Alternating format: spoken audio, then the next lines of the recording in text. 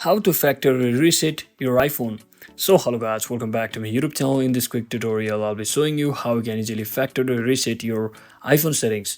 So in some region or some case, if you have just corrupted your software of your iPhone and it's no longer being updated, or it's automatically or continuously crashing, then you might just need to reset or factory reset on your iPhone. So to do that, just head over to your settings on your devices, and once you're inside here, simply scroll down and click on this general option over here. And once you tap on that, just scroll all the way down until you see the option that is transfer or reset iPhone.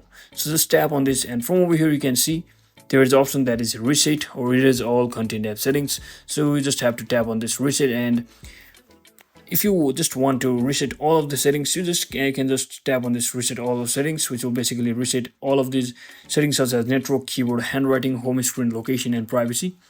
But if you want to completely remove all of the contents as well as settings, just tap on this erase all content and settings from over here, and you can easily delete everything including your account and apps and data, everything from over here. So once you proceed with the on-screen instruction, you can easily factory reset your settings just like that.